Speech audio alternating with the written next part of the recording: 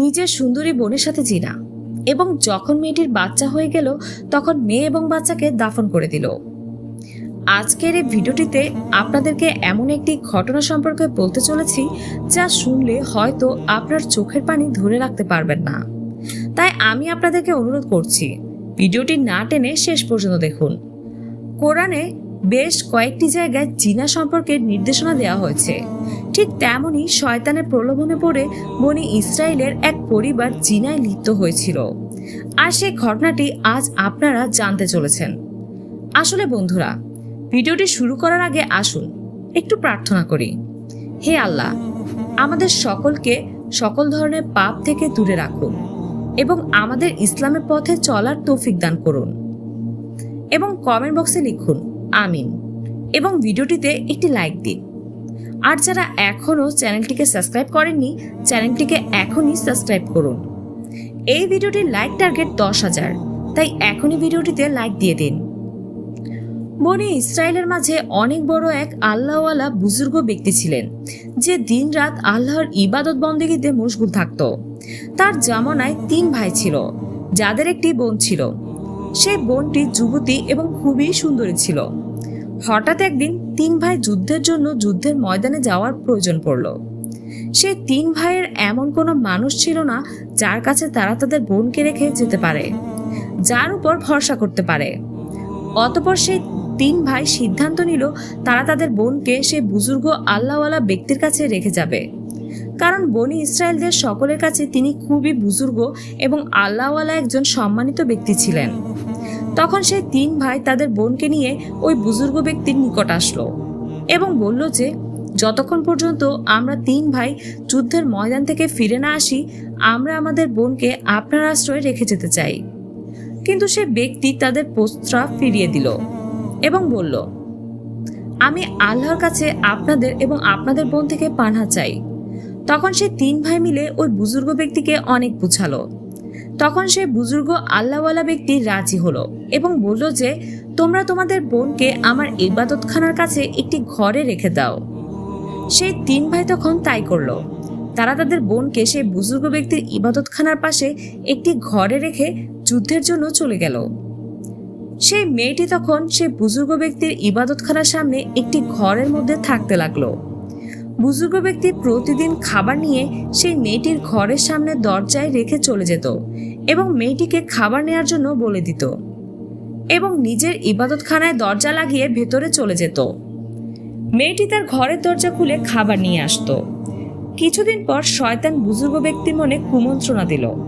সে শয়তান ব্যক্তিটির অন্তরে এমন চিন্তা এনে দিল, সে ভাবতে লাগলো, মেয়েটি দিনের বেলায় খাবার নেওয়ার জন্য দরজা খুলে ঘরের বাইরে আসে, হয়তো কোনো বদমাশ লম্পট ব্যক্তি মেয়েটির সাথে মেয়েটির কোনো ক্ষতি করতে পারে।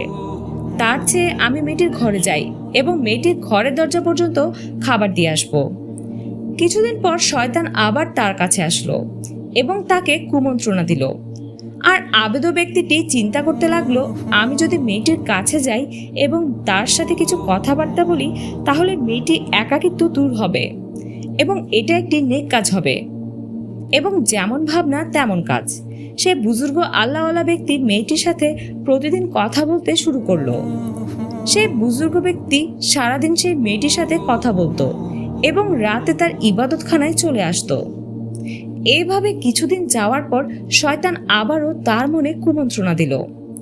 হঠাৎ একদিন সেই আবেদের চোখ মেয়েটির চেহারার উপর পড়ল এবং সে মেয়েটির সৌন্দর্যে মুগ্ধ হয়ে তার সাথে জিনায় লিপ্ত হলো, যার ফলে মেয়েটি গর্ভবতী হয়ে গেল এবং কিছুদিন পর একটি সন্তান প্রসব করল। এখন শয়তান সেই বুজুর্গ ব্যক্তির নিকট আসলো এবং বলল, যদি এই মেয়েটির ভাইরা চলে আসে, তুমি তাদের কাছে কি জবাব দেবে? তুমি তো তাদের কাছে এবং পুরো দুনিয়াবাসীর কাছে অপমানিত হবে, তোমার বদনাম হয়ে যাবে। তুমি এক কাজ করো, তুমি এই বাচ্চাটিকে হত্যা করো এবং মাটিতে পুঁতে ফেলো। বুজুর্গ ব্যক্তিটি তাই করল। তারপর শয়তান সে বুজুর্গ ব্যক্তিকে আবার বলল, আমার আশঙ্কা হয় এই মেয়েটি তার ভাইদের কাছে সবকিছু বলে দিবে, তাই তুমি এই মেয়েটিকেও জবাই করে হত্যা করে তার বাচ্চার সাথে কবর দিয়ে দাও। সে বুজুর্গ ব্যক্তি তাই করলো। সে মেয়েটিকে হত্যা করলো এবং বাচ্চার সাথে কবর দিয়ে দিল এবং নিজের ইবাদতখানায় গিয়ে ইবাদত করতে থাকলো। কিছুদিন পর মেয়েটির ভাইরা সেই বুজুর্গ ব্যক্তির নিকট আসলো এবং জিজ্ঞাসা করলো, আমার বোন কেমন আছে?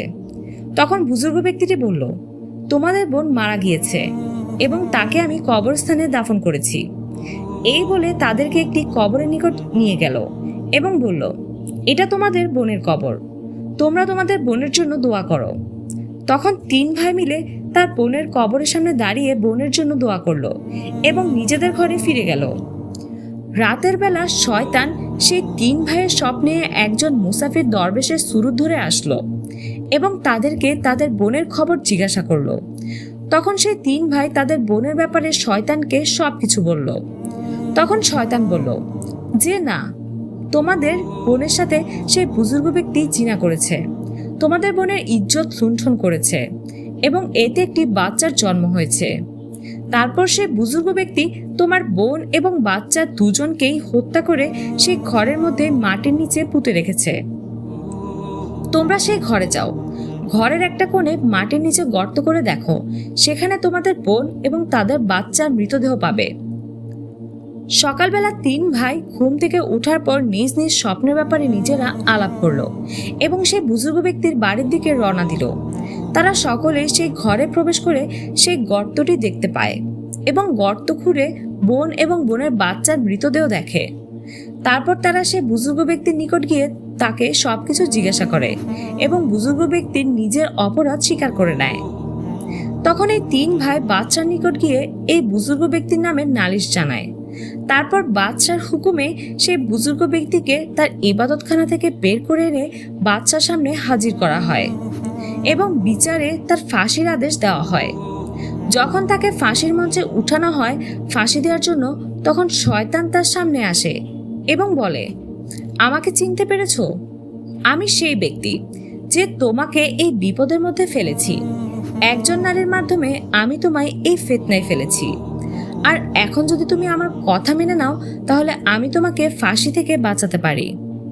তখন সেই বুজুর্গ ব্যক্তি জিজ্ঞাসা করলো, আমাকে কি করতে হবে বলো? তখন শয়তান বলল, তুমি আল্লাহকে অস্বীকার করো, আল্লাহর সাথে কুফরি করো। তখন ওই পোড়া কপাল হতভাগা বুজুর্গ আল্লাহর সাথে কুফরি করে বসলো, আল্লাহকে অস্বীকার করে কাফির হয়ে গেল। তারপর শয়তান তাকে ওই অবস্থায় রেখে চলে গেল। বাদশার আদেশে সৈন্যরা তাকে ফাঁসি দিয়ে দিল। বন্ধুরা, শয়তানের কাছে পুরুষদেরকে ধোঁকা দেওয়ার সবচাইতে বড় হাতিয়ার হচ্ছে নারী। শয়তান নারীর ফাঁদে ফেলে অনেক বড় বড় আল্লাহওয়ালা ব্যক্তিকে পথভ্রষ্ট করে ফেলে। তাই আসুন আমরা শয়তানের ফাঁদে না পড়ি এবং আল্লাহর ইবাদতে নিজেদেরকে নিয়োজিত করি। আর বন্ধুরা, সকলের উদ্দেশ্যে একটা কথাই বলতে চাই, কেউ যদি এই ধরনের কোনো অপরাধে লিপ্ত হন তখন তিনি সঙ্গে সঙ্গে তওবা করে নেবেন। এটা যেহেতু খুব বড় অন্যায়, তাহলে অবশ্যই তিনি আল্লাহর কাছে ক্ষমা প্রার্থনা করবেন, আল্লাহর কাছে প্রত্যাবর্তন করবেন। যদি সত্যিকার অর্থে আন্তরিকতার সঙ্গে ইখলাসের সঙ্গে একবারে অকপটে আল্লাহর কাছে ক্ষমা প্রার্থনা করেন, তাহলে আল্লাহ বান্দাদের ক্ষমা করে দেবেন। রাসূলুল্লাহ সাল্লাল্লাহু আলাইহি সাল্লাম হাদিসে বলেছেন, সত্যিকারের তওবা করলে আল্লাহ সব গুনাহ ক্ষমা করে দেবেন। আমিন। তো বন্ধুরা, এই ছিল আজকের ভিডিও। আমাদের ভিডিওটি আপনাদের কেমন লাগলো এটি আমাদেরকে কমেন্ট করে জানিয়ে দিন এবং আমাদের চ্যানেলটিকে সাবস্ক্রাইব করে আমাদের পাশে থাকুন। ধন্যবাদ সবাইকে।